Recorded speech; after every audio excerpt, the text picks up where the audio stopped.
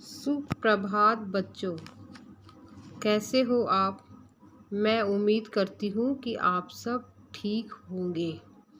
बच्चों, आज हम आपकी पाठ्य पुस्तक रिमझिम से पहली कविता, जिसका शीर्षक है ऊँट चला, ले रहे हैं। कविता शुरू करने से पहले मैं आपको ऊँट के बारे में कुछ थोड़ा बहुत बताना चाहती हूँ। आप सब ने ऊँट तो देखा होगा। ऊँट को तो सभी ने देखा, अधिकतर लोगों ने। किसी ने फ़ोटो में देखा होगा। ये देखो, यहाँ पे दिख रहा है ऊँट। आपने फ़ोटो में देखा, किसी ने उसको सच में भी देखा होगा और किसी ने इसकी सवारी भी करी होगी ऊँट की।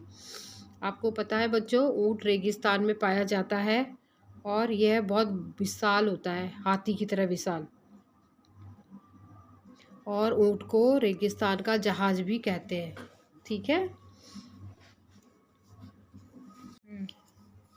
बच्चों, ऊँट को रेगिस्तान का जहाज कहते हैं। ठीक है, ये बहुत दिनों तक बिना पानी पिए रह सकता है। और इसके जो कुबड़ होती है ऊँट की, उसको हम इंग्लिश में उसको हम्प कहते हैं और हिंदी में उसको कुबड़ कहते हैं। ये कुबड़ होती है, इसके अंदर क्या होता है, वो अपना पानी जमा करके रखता है और बहुत दिनों तक ऊँट पानी नहीं पीता है, पता है आपको। और वो अपना बहुत दिनों तक बिना पानी पिए भी जिंदा रह सकता है। और जैसे हम हो गए और जानवर जो होते हैं, वो यदि हम 1-2 घंटे भी पानी नहीं पिए तो हम मर सकते हैं। लेकिन जो ऊँट होता है वो मैंने आपको अभी बताया कि ऊँट बहुत दिनों तक पानी पिए रह सकता है। और जो रेगिस्तान होता है ना बेटा, वहाँ पे बहुत ज़्यादा गर्मी होती है। पर जो ऊँट होता है वो रेगिस्तान में इतना तेज़ दौड़ता है। और वो कैसे दौड़ता है, जो उसके पैर होते हैं, उसके पैर के जो तलवे होते हैं ना, पैर के नीचे का हिस्सा, वो बहुत मोटा और गद्दीदार होता है, जिससे उसको रेत पे चलने के लिए आराम से वो चल सकता है, सुविधाजनक होती है। उसके पैर उस रेत में धंसते भी नहीं है। लेकिन यदि हम उस रेत में चलेंगे तो हमारे पैर उस रेत के अंदर धंस जाएंगे और हम उसमें चल नहीं पाते। लेकिन जो ऊँट के पैर होते हैं वो उस जगह के अनुसार चौड़े और गद्देदार होते हैं, जिससे उसको चलने में बहुत आसानी होती है और वो रेगिस्तान में दौड़ भी लगा सकता है। और बालू या रेत ना, आपको पता है कहाँ कहाँ मिलती है। बालू और रेत सिर्फ रेगिस्तान में और समुद्र के किनारे या किसी नदी के किनारे आप जाओगे तो आपको वहाँ रेत दिखाई देगी। रेत हर जगह नहीं पाई जाती है, सिर्फ नदी के किनारे या समुद्र के किनारे और ज़्यादातर रेगिस्तान में ही रेत पाई जाती है। ठीक है। और जो रेगिस्तान में या जहाँ ये ऊँट पाए जाते हैं, वहाँ पे ऊँटों का काम क्या होता है, वो ऊँट सामान ढोने के लिए और लोगों को सवारी कराने के लिए, लोगों को यातायात का भी वो काम करते हैं। यानी कि यात्रियों को एक जगह से दूसरी जगह ले जाने का काम भी ऊँट करते हैं। और जो राजस्थान का एक जगह है पुष्कर, वहाँ पे इन ऊँटों का मेला लगता है। लोग क्या अपने ऊँटों को बहुत सजा सजा के उस मेले में लेकर आते हैं और फिर वहाँ पे उन ऊँटों का मेला चलता है। ठीक है, खूब सजा सजा के लाते हैं लोग ऊँटों को। बच्चों अब हम अपनी कविता की तरफ चलते हैं। मैं आपको इस कविता में पहले आपको कविता पढ़ के सुनाऊंगी, फिर इस कविता का भावार्थ समझाऊंगी, फिर इसका आपको हर लाइन एक एक लाइन करके इसका अर्थ बताऊंगी। तो हम अब कविता पढ़ते हैं। कविता का नाम क्या है, ऊँट चला। जो इस कविता का शीर्षक है वो है ऊँट चला। ठीक है, अब हम कविता स्टार्ट करते हैं। ऊँट चला भाई ऊँट चला, हिलता डुलता ऊँट चला, इतना ऊंचा ऊँट चला, ऊँट चला भाई ऊँट चला, ऊंची गर्दन ऊंची पीठ, पीठ उठाए ऊँट चला। दिख रहा है बच्चों आपको पिक्चर में, ये ऊँट दिख रहा है। इसकी कितनी ऊंची भी इसकी गर्दन है और इसकी पीठ भी ऊंची है, जो इस कविता में आया। अभी मैं आपको आगे इसको ढंग से समझाऊंगी। बच्चों, एक बार हम इस कविता को दोबारा इसका पुनः अभ्यास करेंगे पढ़ने के लिए। तो फिर पढ़िए।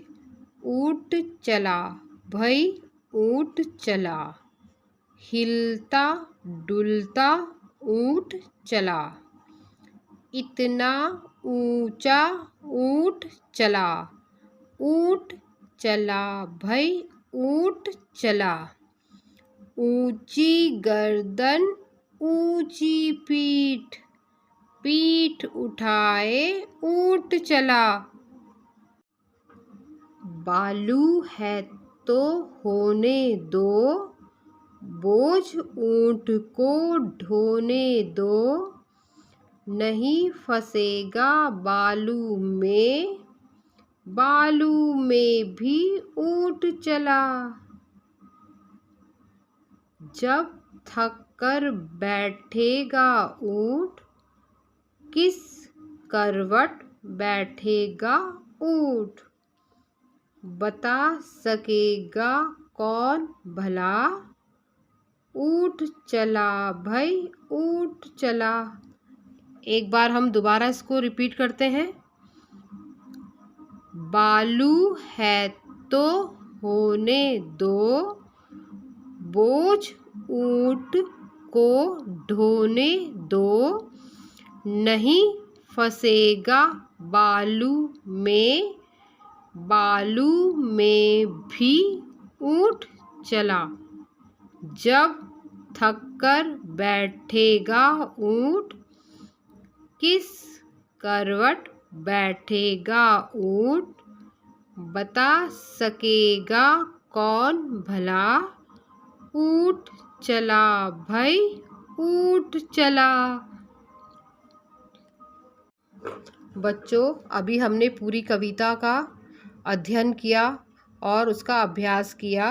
अब मैं आपको इस कविता का भावार्थ समझाती हूँ। ठीक है। इस कविता के माध्यम से ऊँट के बारे में जो हमें जानकारी प्राप्त हुई है उसके बारे में आपको दिखाती हूँ, आपको समझाती हूँ।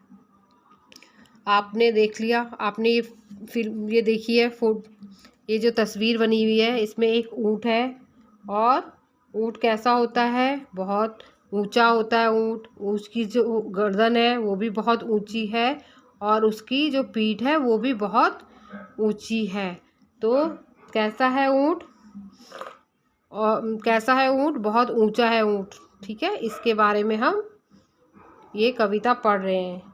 इसमें एक मुहावरा भी आया है आगे चलकर, ठीक है, वो भी बताऊंगी। किस करवट बैठेगा ऊँट। ऊँट किसी को ये पता नहीं होता कि किधर जाकर के बैठेगा। जब वो थक कर बैठता है ऊँट तो कैसे भी बैठ जाता है, ऊपर नीचे, मतलब लोग जो उसकी पीठ में चढ़े होते हैं उनको भी गिरा देता है वो, फिर वो नहीं चलता किसी के कहने पे। ठीक है, यही है इसका भावार्थ। अब इसका मैं आपको अर्थ बताती हूँ हर एक लाइन का। इस कविता का अर्थ ये है, ऊँट चला भई ऊँट चला, हिलता डुलता ऊँट चला। जो ऊँट है वो अपनी मर्जी से चलता है, वो कहीं भी हिलते डुलते वो पहुंच जाता है। ठीक है, और वो अपनी इतना ऊंचा ऊँट चला भाई ऊँट चला। जो ये ऊँट है इसकी कितना ऊंचा है, ये देखो कितना ऊंचा है, इसकी गर्दन भी इतनी ऊंची है। और कैसा है, ये हिलता डुलता, मतलब अपनी मर्जी से जहाँ मर्जी है उसकी वहाँ जा रहा है, हिलते डुलते हुए चलता जा रहा है। ठीक है, फिर क्या है, ऊंची गर्दन ऊंची पीठ उठाए ऊँट चला। गर्दन कैसी है इसकी, ऊंची है गर्दन, मतलब ऊंची यानी कि लंबी है बहुत। और पीठ कैसी है इसकी, पीठ भी बहुत ऊंची है। ठीक है, और ये पीठ को उठा करके, मतलब अपने सवारी को या किसी को बैठा करके ये ऊँट चलता ही जा रहा है और चलता ही जा रहा है। ठीक है, बालू है तो होने दो, बोझ ऊँट को ढोने दो। मतलब यदि बालू यानी कि रेत है तो होने दो।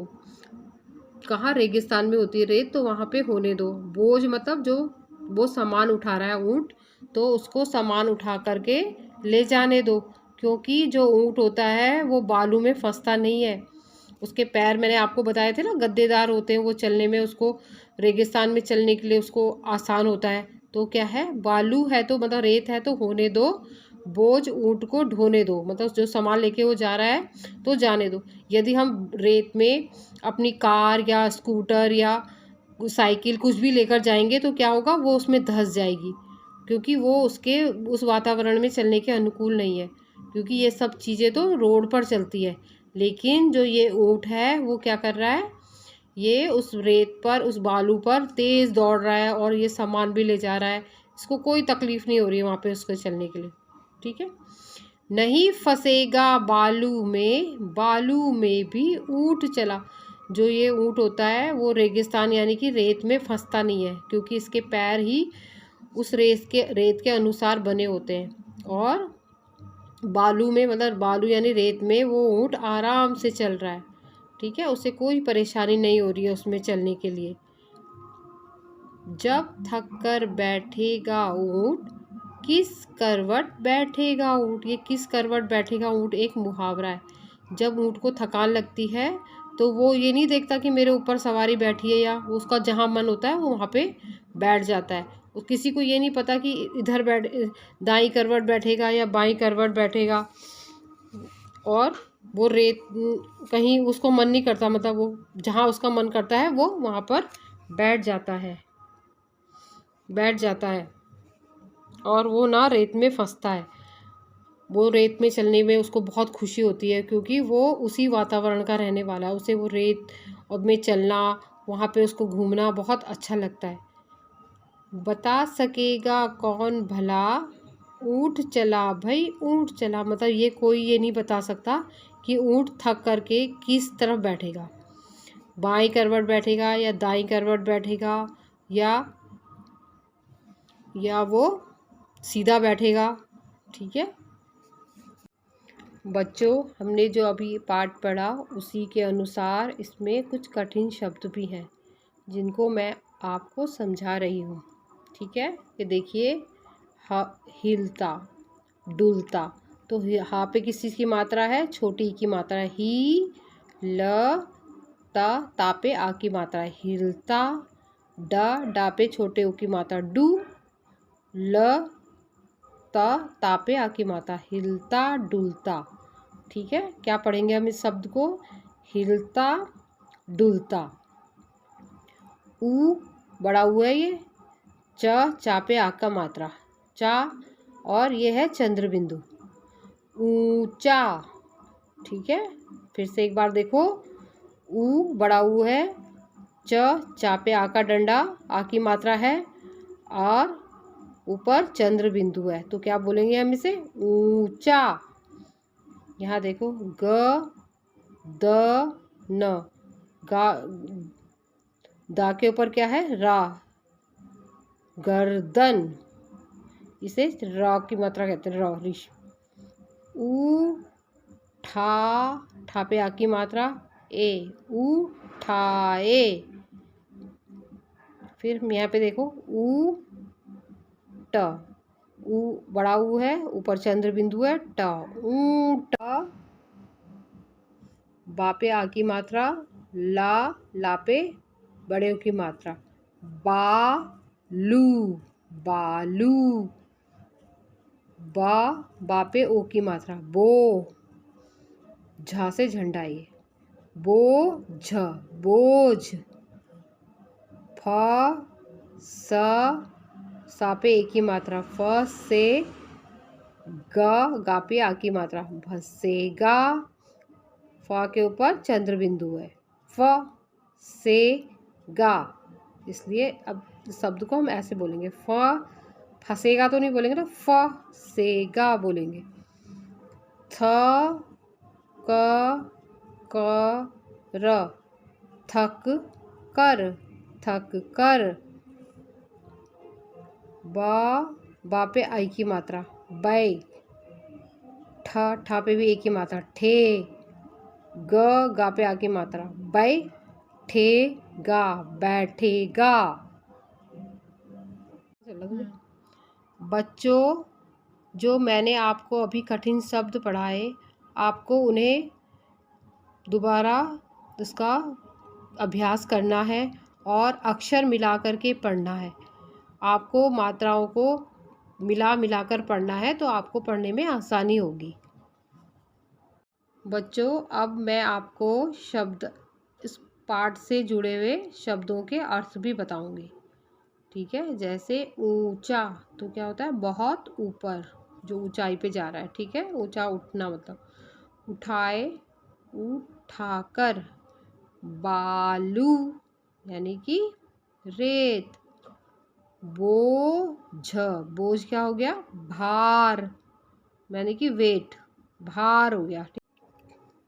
करवट, करवट मतलब किस तरफ, किस तरफ। बैठेगा मतलब, बैठेगा मतलब बैठना। थक कर, थक कर यानी कि जब थकान लगती है तो हम थक जाते हैं ना, वही वाला थक। ढोना यानी कि भार ले जाना या सामान को लेकर जाना, ये हो गया ढोना। तो बच्चों, मैंने आपको पूरी कविता पढ़ के सुना दी, इसका अर्थ बता दिया, इसका भावार्थ बता दिया, कविता से जुड़े हुए कठिन शब्द बता दिए और शब्दों के अर्थ भी बता दिए। तो बच्चों, आपको ये कविता ढंग से याद हो गई होगी, आपको समझ आ गई होगी। मैं उम्मीद करती हूँ कि आपको अच्छी लगी होगी पढ़ने में।